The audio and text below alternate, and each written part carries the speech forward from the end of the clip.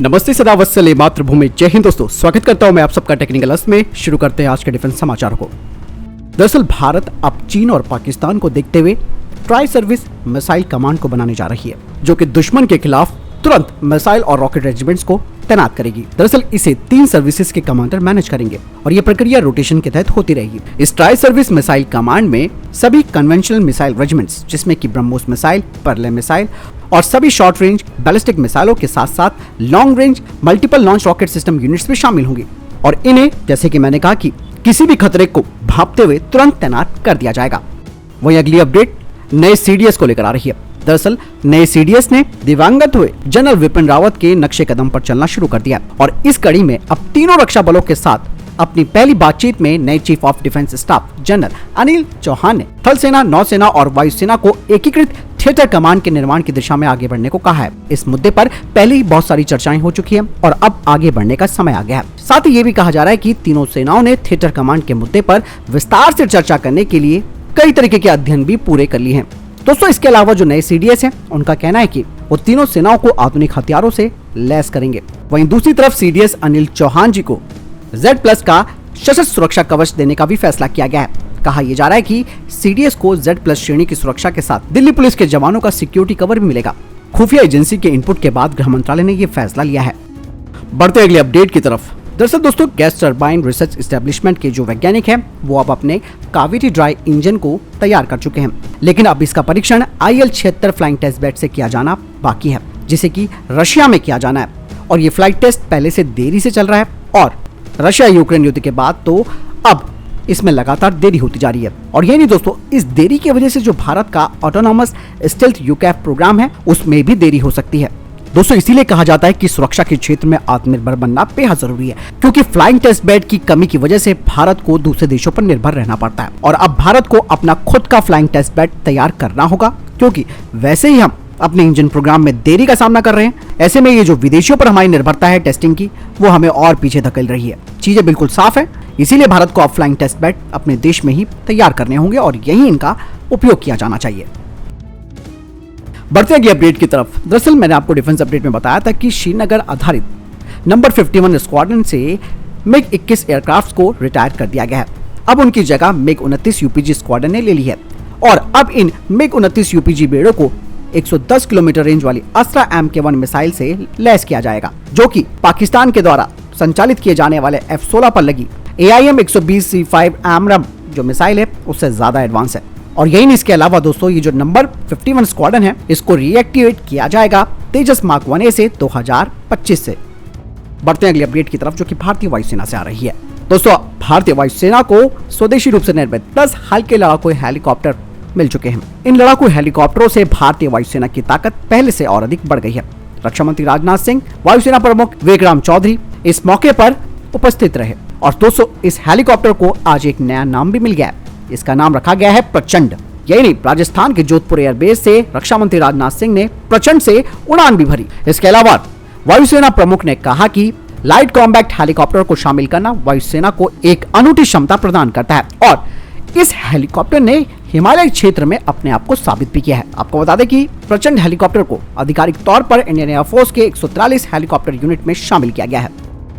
दोस्तों, बढ़ते हैं अगले अपडेट की तरफ। दरअसल दोस्तों, जब हमारा कोई टैंक या फिर कोई आर्टिलरी गन लगातार फायरिंग करती है, तो ऐसे में जो सबसे बड़ी समस्या आती है वो उनके बैरल को लेकर आती है, क्योंकि लगातार फायरिंग की वजह से ये जो बैरल होते हैं वो काफी गर्म हो जाते हैं और अब इस समस्या के लिए एक समाधान निकाला जा चुका है, वो भी स्वदेशी रूप से। दरअसल दोस्तों, DRDO की combat vehicle research and development establishment और IIT मद्रास ने advance conformal coating technology laboratory स्थापित की और यहाँ से स्पेशल कोटिंग तैयार की जा रही है टैंक्स और आर्टिलरी गन के गन बैरल्स के लिए, जो कि इनके फ्रिक्शन हीट को कम करेगी। आपको मैं बता दूं कि ये जो नई यूनिट है, इसका नाम AD Koa Tech Lab है, जो कि भारतीय क्षमताओं को आत्मनिर्भर कोट देने के लिए तकनीक विकसित कर रही है। आपको बता दो कि ये जो कोटिंग है, ये बैरल के अंदर के घर्षण को कम करेगी और उसे अल्ट्रा स्मूथ प्रदान करेगी और इस कोटिंग को बैरल के अंदरूनी हिस्सों में लगाया जाएगा और ऐसा करने से बैरल को हार्डनेस और लुब्रिकेशन वाले जो प्रॉपर्टीज हैं वो मिलती रहेंगी।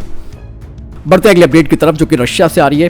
दरअसल दोस्तों, रशिया ने भारत को अपने Su-75 single engine stealth fighter jet के कस्टमाइज्ड वेरिएंट की पेशकश की थी, लेकिन अब खबर ये आ रही है कि रशिया का ये जो Su-75 एयरक्राफ्ट है, इसका उत्पादन अब संभव नहीं हो पाएगा, क्योंकि यूएई ने अपनी सहभागिता को इस प्रोजेक्ट में रोक दिया है, जिसकी वजह से जो क्रिटिकल सोर्स जिसकी वजह से इसके क्रिटिकल सोर्स के लिए जो रिसर्च एंड डेवलपमेंट के लिए फंडिंग उपलब्ध कराई जानी थी वो अब नहीं मिल पाएगी, और अब अगले 2 सालों में भी इसकी पहली फ्लाइट नहीं हो पाएगी। इसलिए दोस्तों ऐसे में हमारा जो AMCA प्रोजेक्ट है वो काफी अच्छा चल रहा है, और SU-75 की आप लोग बातें कर रहे थे तो आप समझ सकते हैं कि कितनी बड़ी समस्या में खुद रशिया फंस चुका है।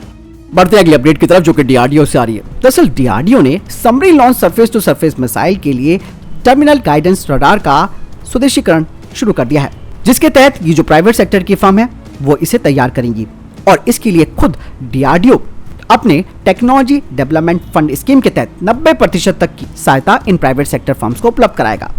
दरअसल terminal guidance radar club missile का एक सीकर है, और इन क्लब क्लास की मिसाइलों में कई तरीके की खामियां मिली थी, खास करके इसके सीकर में काफी डिफेक्ट थे, और इस डिफेक्टिव मिसाइल की मरम्मत करना काफी जरूरी हो गया है, क्योंकि ये भारतीय नौसेना की जो EKM क्लास की सबमरीन है, यानी कि किलो क्लास सबमरीन है, उनका प्राथमिक आक्रामक हथियार है। बढ़ते अगले अपडेट की तरफ। दोस्तों अमेरिका की फर्म जनरल एटॉमिक्स ने घोषणा की है कि वो भारत की आर्टिफिशियल इंटेलिजेंस कंपनी 114 AI के साथ स्ट्रेटेजिक पार्टनरशिप करने को तैयार है, जो कि जनरल एटॉमिक्स का पहला कदम होगा भारत के मेक इन इंडिया प्रोग्राम के रोड मैप के तहत। दरअसल अमेरिका का general Atomics next generation artificial intelligence technology में भारत के साथ सहयोग करेगा, और ये जो next generation artificial intelligence technology का जो क्षेत्र है वो भारत और अमेरिका के बीच महत्वपूर्ण क्षेत्र है, और ये हमारे मिलिट्री ऑपरेशंस को बड़ा फायदा पहुंचाएंगे।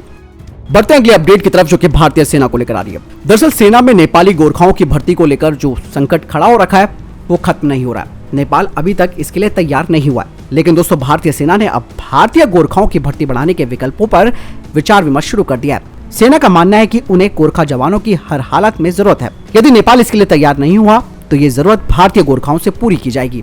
दरअसल नेपाल ने अभी सेना को गोरखा की भर्ती के लिए मंजूरी नहीं दी है। नेपाल का दोस्तों यहाँ पर कहना है कि अग्निपथ योजना भारत, नेपाल और ब्रिटेन के बीच जो 1947 में त्रिपक्षीय समझौता हुआ था उसका उल्लंघन है, जिसके तहत नेपाली गोरखाओं को भारत और ब्रिटेन की सेनाओं में भर्ती की मंजूरी प्रदान की गई थी। नेपाल की आपत्ति यह है कि 4 साल के लिए भर्ती नहीं की जानी चाहिए, ऐसे में उनके जवान बेरोजगार हो जाएंगे। दरअसल भारतीय सेना में 7 गोरखा रेजिमेंट है, जिनमें से 6 आजादी से पहले की है। इन रेजिमेंट में 39 बटालियन है और इनमें 32,000 गोरखा जवान तैनात है। युद्ध में गोरखाओं की बहादुरी और दुर्गम भौगोलिक परिस्थितियों में लड़ने की क्षमताओं के कारण ये सेना की रीढ़ माने जाते हैं। अब विकल्प क्या है भारत के पास, इस पर भारत काम कर रहा है। दरअसल विकल्प के तौर पर पश्चिम बंगाल, सिक्किम, उत्तराखंड, असम समेत पूर्वोत्तर के कई राज्यों में गोरखा आबादी है। सेना का कहना है कि नेपाली गोरखाओं की हाल के वर्षों में निजी सुरक्षा एजेंसियों में तेजी से मांग बढ़ रही है। सिंगापुर समेत कई देशों की पुलिस में उन्हें जगह दी जा रही है। निजी सुरक्षा एजेंसियां उन्हें ज्यादा वेतन भी दे रही हैं, इसीलिए खुद भी गोरखा सेना में आने के लिए आतुर नहीं रहते हैं। इसके अलावा दोस्तों एक टेंशन भारत की ये भी है कि यदि चीन ने अपनी सेना में गोरखाओं की भर्ती शुरू कर दी तो भारत के लिए मुश्किल हो जाएगा। दरअसल चीन एक बार पहले नेपाल के साथ गोरखाओं की भर्ती को लेकर बातचीत कर चुका है, लेकिन अभी तक इस पर समझौता नहीं हो पाया था। वैसे दोस्तों आपको क्या लगता है इस बारे में, कैसे भारतीय सेना नेपाली गोरखाओं का विकल्प तलाश कर सकती है? कमेंट सेक्शन में लिखकर जरूर बताइएगा। बढ़ते अगले अपडेट की तरफ जो कि DRDO को लेकर आ रही है। दरअसल दोस्तों अब DRDO अपने बख्तरबंद वाहनों के लिए एक उन्नत यानी कि advance laser threat detection system को तैयार कर रहा है, जो कि युद्ध के मैदान में लड़ाकू प्लेटफॉर्मों को और ज्यादा मजबूत करेंगे। दरअसल दोस्तों ये जो सिस्टम तैयार किया जा रहा है ये दुश्मन की तरफ से इस्तेमाल होने वाले लेजर के इस्तेमाल का पता लगाने और जवाबी कार्रवाई करने के लिए सक्षम होंगे। इन सिस्टम्स को भारतीय टैंकों और मैकेनाइज्ड इन्फेंट्री कॉम्बैट वाहनों सहित बख्तरबंद वाहनों पर रेट्रोफिटेड द्वारा इनमें सेंसर्स और प्रोसेसिंग यूनिट्स लगाई जाएंगी। हालांकि ये जो प्रणाली तैयार की जा रही है इसका विकास देहरादून में DRDO के instrument research and development establishment में किया जा रहा है। इनमें इलेक्ट्रो ऑप्टिकल उपकरण, थर्मल इमेजर, नाइट विजन उपकरण और लेजर आधारित उपकरण तैयार किए जाएंगे, और ये जो नई प्रणाली है वो 6 किलोमीटर दूरी तक के खतरों को पहचान सकती है। साथ ही ये प्रणाली 360 डिग्री की कवरेज भी देगी। इसके अलावा ये laser range finders, laser target designators और लेजर म्यूनिशन गाइडेंस बीम्स का भी पता लगा सकती हैं। इसीलिए खतरों का पता लगाने के लिए इन सिस्टम्स को वाहन के टरेट पर माउंट किया जाएगा।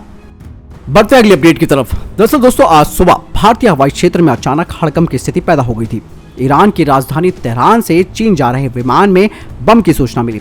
इसके तुरंत बाद भारतीय सुरक्षा एजेंसियां और भारतीय वायुसेना हाई अलर्ट मोड में आ गई। वायुसेना को अलर्ट मिलते ही भारतीय वायुसेना ने अपने 2 सुखोई 30 फाइटर जेट्स को इस विमान के पीछे लगा दिया।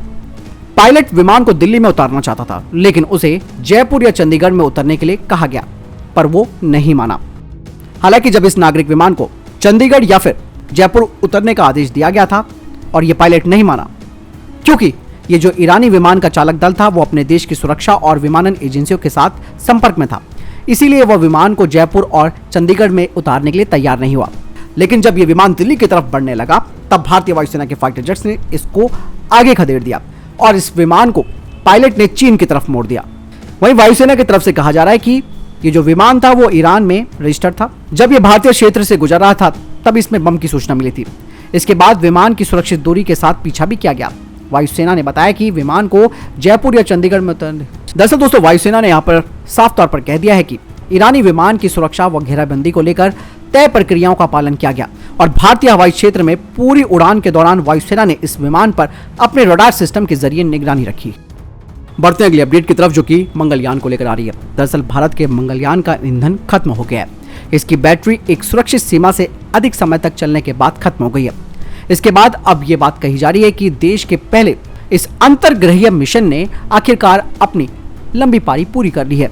450 करोड़ रुपए की लागत से बना मार्स ऑर्बिटर मिशन 5 नवंबर 2013 को PSLV C-25 से प्रक्षेपित किया गया था और वैज्ञानिकों ने इस अंतरिक्ष यान को पहले ही प्रयास में 24 सितंबर 2014 को सफलतापूर्वक मंगल की कक्षा में स्थापित कर दिया था।